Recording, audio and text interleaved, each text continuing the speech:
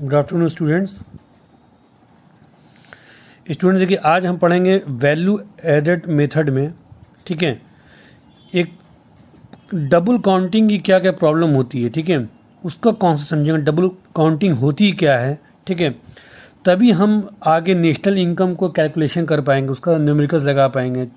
जो तीनों मेथड है, चाहे वैल्यू एडेड मेथड हो, चाहे इनकम मेथड हो, चाहे हमारा डिस्पोजल मेथड हो, ठीक है, चाहे एक्सपेंडिचर मेथड हो, तो ये जो तीनों मेथड को में जो डबल काउंटिंग उसके बारे में हम लोग पढ़ते हैं आप लोग, ठीक है, क्या है। देखिए हमने 3-4 चीज़ लिया है, 4-5 चीज़ लिया है। फेज और फूड लिया है, ठीक है, फार्मर, मिलर, बेकर्स। आउटपुट क्या क्या कर रहे हैं, सेल्स प्राइस क्या है, इंटरमीडिएट कंजम्पशन क्या है, वैल्यू एडेड कितना क्या किया, ठीक है। अब प्रॉब्लम डबल काउंटिंग क्या होती है इसको देखिए आप। पहले फार्मर ने क्या लिया, फार्मर ने क्या प्रोड्यूस किया, आउटपुट कर रहा है वीट, ठीक है, और जब वीट का प्रोडक्शन उसने किया तो उसने कितने बेचा, 500 रुपये में बेचा, ठीक है। तो जब फार्मर ने उसको 500 बेचा, उसकी कुछ लागत थी नहीं, खेत में खुद से उगाया था वो, ठीक है, उसकी लागत कुछ भी नहीं थी, उसकी इंटरमीडिएट कंजम्पशन कुछ भी नहीं था, तो उसने कितने का बेचा, वैल्यू एडेड कितना हो गया, 500 रुपये हो गया। आपको मैंने फार्मूला बताया था ना कि वैल्यू एडेड क्या था, value output minus intermediate consumption, यही था। तो उसकी लागत कुछ पैसा लगा, उसका नहीं लगा, तो कितना वैल्यू एडेड हो गया, 500 रुपये हो गया।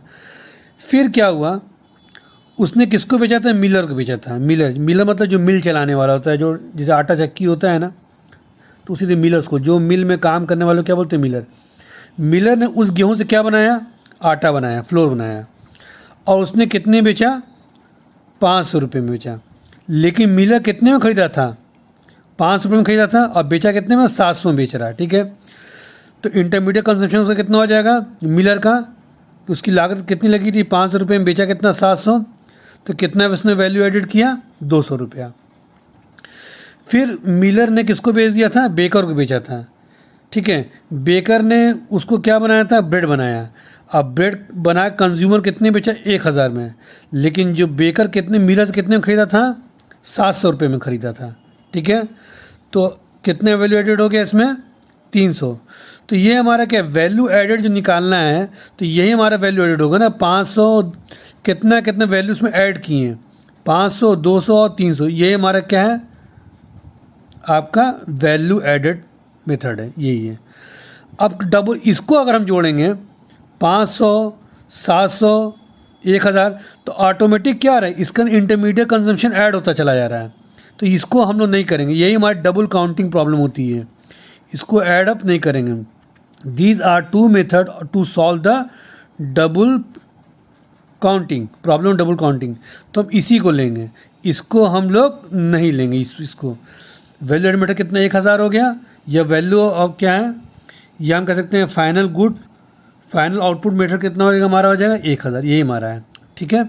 इसको नहीं ऐड करते हैं, क्योंकि अदर इसको ऐड करेंगे, 500 रुपये में बेचा, फिर 700 रुपये में इन्होंने बेचा, फिर इन्होंने 1000 में बेचा, तो इसमें इंटरमीडिएट कंजम्पशन ऐड है इसके अंदर, ठीक है। तो जिसको इंटरमीडिएट कंजम्पशन ऐड कर देंगे तो हमारी डबल काउंटिंग प्रॉब्लम हो जाएगी।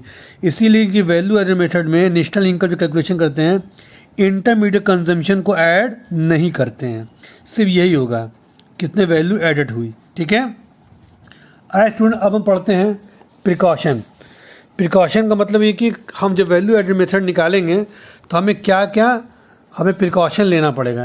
ये बहुत ही इंपॉर्टेंट है, बोर्ड के एग्ज़ाम के पर्पज़ से भी आता है।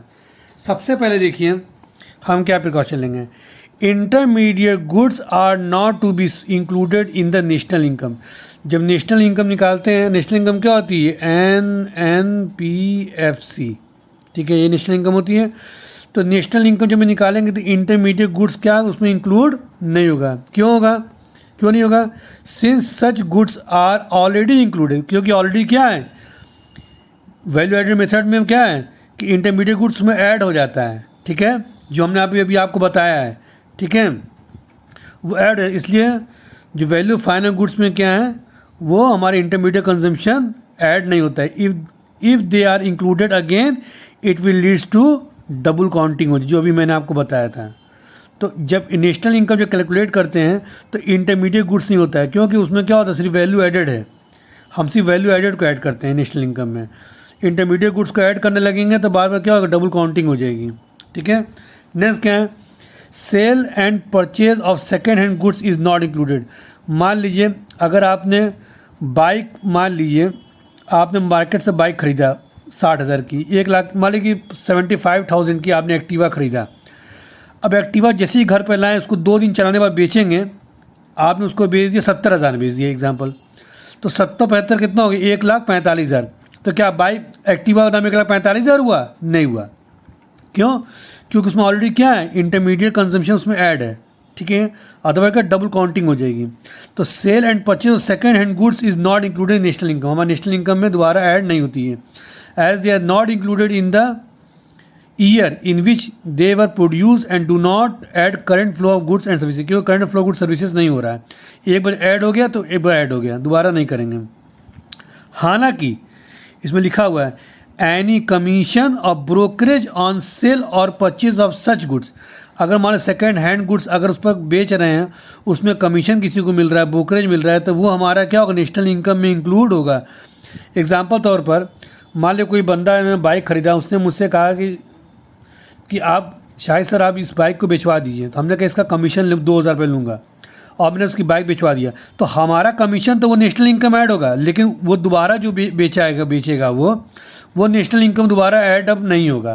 तो ये कह रहा है कि sale and purchase of second hand goods क्या है, वो नेशनल इनकम में दोबारा ऐड नहीं होगा। सिर्फ क्या होगा, उस पर जो कमीशन ऑफ ब्रोकरेज चार्जेस हैं, जिसको दलाली बोलते हैं हम लोग लफ्ज़ में, ठीक है, ठीक है, तो वो चीज़ क्या होगा, एडअप होगा। ठीक है, नेक्स्ट हमारा क्या है, production of services for self consumption. ठीक है, अगर कोई सेल्फ प्रोडक्शन के लिए सेल्फ सर्विस कर रहा है तो वो नेशनल इनकम में ऐड नहीं होगा। जैसे मान लीजिए आपकी मदर मान लीजिए घर में काम कर रही हैं, ठीक है, तो फादर उनको पैसा दे दिए एग्जांपल तौर पे कह रहे हैं, तो वो नेशनल इनकम में ऐड नहीं होगा। क्यों? क्योंकि वो प्रोडक्शन किस लिए कर रहा है, फॉर सेल्फ सर्विसेज कर रहा है, production of services for self consumption करने लिए कर रहा है।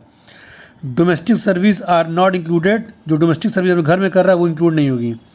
Domestic service like service of house wife, kitchen में काम कर रहा है, गार्डनिंग कर रहा है, are not included in the national income since it is difficult to measure the market value, क्योंकि इसकी वैल्यू क्या, मार्केट वैल्यू निकालने में काफ़ी दिक्कत होगी।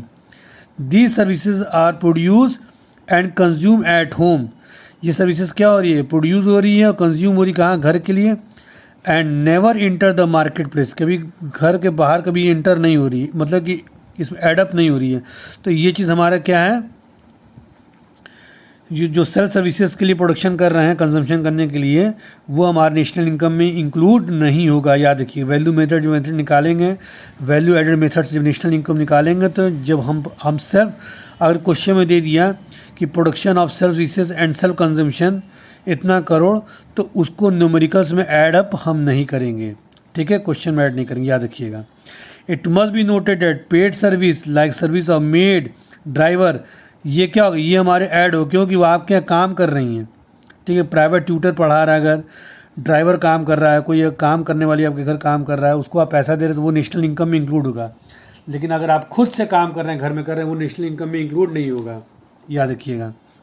नेक्स्ट क्या है, production of self consumption will be include. अब देखिए, production good for self consumption, देखिए यहाँ क्या, प्रोडक्शन ऑफ सर्विसेज, यहाँ सर्विसेज की बात हो रही है, यहाँ किसकी बात हो रही है, कंजम्पशन की बात हो रही है। Goods for self will be included, जब आप कोई घर में कोई काम करेंगे तो वो ऐड अप नहीं होगा। अगर आप कोई प्रोडक्शन कर रहे हैं, ठीक है, तो वो इंक्लूड होगा in the national income as they contribute to current output, जो करंट आउटपुट निकल रहा है, ठीक है, current output, their value is to be estimated और imputed as they are not sold in the market. ठीक है, जबकि क्या, they value to be estimated, ठीक है, ये एस्टिमेटेड हो रही है, ठीक है, and they are not sold in the market, बिक नहीं रहा है, लेकिन क्या हो रहा है, इम्प्यूट हो रहा है, एडअप हो रही है। ठीक है, क्योंकि आप क्या कर रहे हैं, प्रोडक्शन कर रहे हो गुड्स का सेल्फ कंजम्पशन के लिए। तो गुड्स अगर प्रोडक्शन कर रहे हो, अपने सेल्फ के लिए कर रहे तो ऐड होगा, सर्विसेज कर रहे तो वो नहीं होगा, याद रखिएगा। नेक्स्ट क्या हमारा, imputed value of owner occupied house should be included. अगर मान लीजिए अगर आपने मकान आप पर है, ठीक है, उस पर रेंट है, तो रेंट हमारा क्या होगा, वो ऐड होगा। लिखा है ना, people who lives in their own house do not pay any rent but they are enjoying housing service similar to those people who stay in rented house. ठीक है, अगर मान लिया आपका मकान है, अगर आपने मकान किसी को रेंट पर नहीं दिया है, ठीक है, तो भी आपकी वैल्यू क्या होगी, वो नेशनल इनकम इंक्लूड होगा। क्योंकि अगर आप घर पर ना रहते, किसी को रेंट देते, तो जाहिर बात उससे पैसा मिलता, तो वो नेशनल इनकम में इंक्लूड होता। ठीक है, तो अगर आपका सेल्फ हाउस है, अगर आपने रेंट नहीं भी दिया है तो भी नेशनल इनकम में इंक्लूड होगा। लिखा भी है, people who lives in their own house do not pay any rent. अपने घर में रह रहे हैं और रेंट भी नहीं दे रहे हैं, but they enjoy housing services, अपने हाउसिंग सर्विसेज इंजॉय कर रहे हैं, similar to those people who stay in rented house. Therefore value of such housing services estimated according to the market rent, एक मार्केट रेंट वैल्यू निकलेगी of similar accommodation, such estimated is known as a imputed rent. तो ये हमारी क्या होगी, add up होगी, याद रखिएगा। चेंज इन स्टॉक, ठीक है, चेंज इन स्टॉक बताया था, क्लोजिंग स्टॉक, ओपनिंग स्टॉक बताया था। ये हमारी क्या होगी, एडअप होगी, क्या होगी, will be included. Net increase in the stock of inventories will be included in the national income, क्या होगी, नेशनल इनकम इंक्लूड होगी as it is a part of capital formation है। कि हमारा क्लोजिंग स्टॉक कितना था, अब ओपनिंग स्टॉक क्या हो रहा है, तो हमारा क्या होगा, वो चीज़ एक तरह क्या हमारा it is a part of the capital formation है। ठीक है, तो हमारे नेशनल में क्या हो, नेशनल इनकम में इंक्लूड होगा। ये विषय याद रखे रहिएगा। ठीक है, लिखा ना कि यहाँ पे कि ब्लॉक में दिया है, good is purchase for self consumption are included. अगर कोई गुड्स खरीद रहे हैं आप सेल्फ कंजम्पशन करने के लिए, वो इंक्लूड होगा, और सर्विसेज कर सर्विसेज वो इंक्लूड नहीं होगा। ठीक है, अगर डॉक्टर अगर पेशेंट को ट्रीट कर रहा है तो क्या होगा, नेशनल इनकम इंक्लूड होगा। वही डॉक्टर अगर अपने घर में अपने बच्चों को ही इलाज कर रहा है, ठीक है, तब नेशनल इनकम इंक्लूड नहीं होगा। अब वही बाहर करेगा तो क्या होगा, पेशेंट को करेगा बाहर के पेशेंट को, तो क्या हो, नेशनल इनकम में इंक्लूड होगा सर्विसेज, ये चीज़ करा। तो स्टूडेंट, तो आज के लिए फ़िलहाल इतने टॉपिक, इस पर एक न्यूमेरिकल्स करके हम आपको बताएंगे, उसको आप समझिएगा।